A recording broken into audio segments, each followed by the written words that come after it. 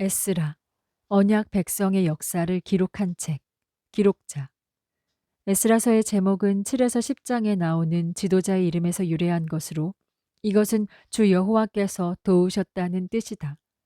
에스라 자신이 에스라서를 기록했는지 알려져 있지 않은 다른 사람이 편집했는지는 알 수 없다. 하지만 일반적으로 에스라가 에스라서와 함께 역대 상하와 느헤미야서까지 기록 편집했을 것으로 본다. 히브리어 성경은 에스라와 느헤미야를 한 권의 책으로 취급하기 때문이다. 에스라는 자신을 여호와의 계명의 말씀과 이스라엘에게 주신 율례학자 겸 제사장이라고 소개한다. 에스라는 세 번에 걸친 포로 귀환 중 두 번째 귀환한 백성들과 함께 예루살렘에 돌아왔는데 그는 경건한 사람으로 율법, 모세오경을 자기 신앙의 기초로 삼았다. 문체와 문제 취급 방식과 앞부분과의 문자적 연결 등은 역대기와 에스라, 느헤미야서의 편집자가 동일한 인물이라는 것을 시사한다. 그는 광범위한 문서를 이용하고 때로는 그 문서를 글자 그대로 삽입하기 때문에 그는 이 책의 대부분에서 편집자로 나타난다. 배경. 에스라서는 80여 년 동안 일어난 일을 기록하는데 대략 두 부분으로 나뉜다. 첫 번째 부분은 1장에서 6장 23년가량의 기간을 다루며 스룹바벨의 지휘 하에 이루어진 제1차 포로 귀환과 성전 재건이 이 시기에 있었다. BC 605년 1차 포로 유수가 시작된 때부터 약 70년의 바벨론 포로기가 지나자 하나님께서는 바벨론의 통치자인 바사왕 고레스의 마음을 움직이셔서 원하는 유대인은 고향으로 돌아가 예루살렘 성전을 재건해도 좋다는 칙령을 발표하게 하셨다. 이에 반응하여 신실한 집단이 BC 538년에 수르바벨 총독의 지휘 아래 1차로 귀환해서 성전을 재건하기 시작한다. 하지만 유대계가 아닌 거민들의 반대에 부딪혀 성전 재건은 중단된다. 그러자 하나님께서는 학개와 스가랴 선지자를 일으키셔서 백성들에게 성전의 나머지 부분을 완성하라고 말씀하신다. 그 결과 솔로몬 성전에 비하면 매우 초라했지만 성전은 새롭게 중건되어 BC 515년경에 봉헌된다. 거의 60년이 지난 후에 BC 485년 에스라의 지도 아래 두 번째 포로 귀환이 이루어진다. 7에서 10장. 에스라는 예루살렘의 지도자들을 세워 백성들을 감독하게 한다.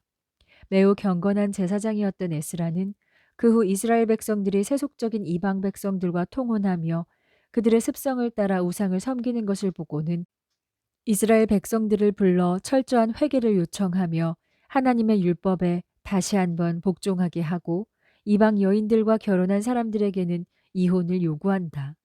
내용. 에스라서에는 두 가지 중요한 메시지가 등장하는데 하나님의 신실하심과 인간의 패역함이 바로 그것이다. 하나님께서는 예레미야를 통해 바벨론 포로 기간이 정해져 있다고 말씀하셨다. 그리고 약속하신 포로 기한이 다하자 하나님께서는 신실하게 바사왕 고레스의 마음을 움직이셔서 이스라엘 백성들의 귀환을 허락하게 하셨다.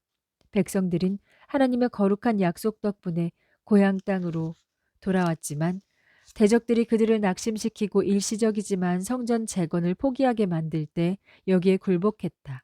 이때에도 하나님께서는 다시 한번 신실하게 학개와 스가랴 선지자를 세우셔서 백성들이 다시 힘을 얻게 하신다.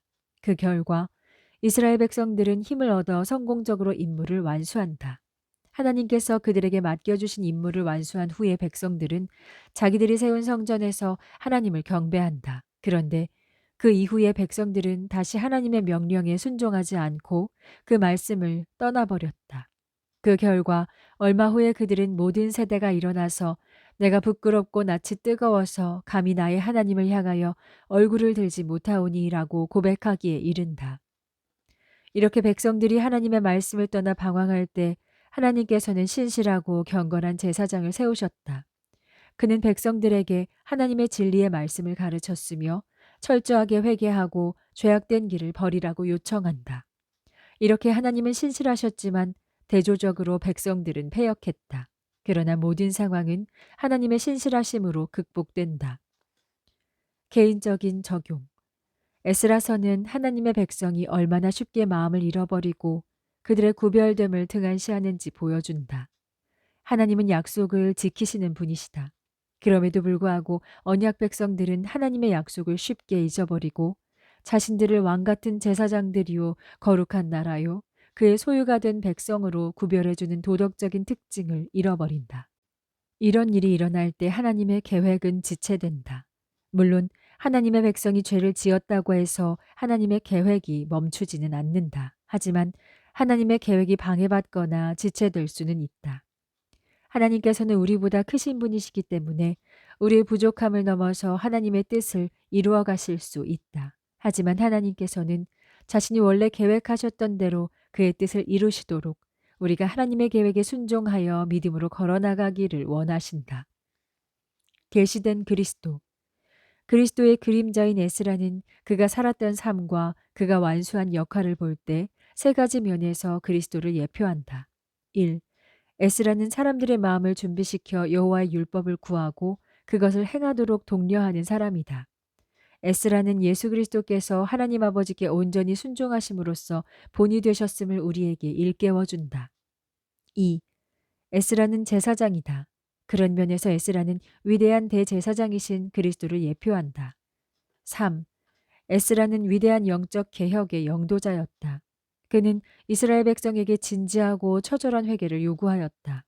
에스라는 이스라엘 백성의 영적 안목을 새롭게 하는 역할을 했다는 면에서 또 죽어버린 전통주의와 도덕적 타락을 떠나 하나님의 부르심 앞에 백성들이 나와서도록 그들을 일깨웠다는 점에서 그리스도를 예표한다.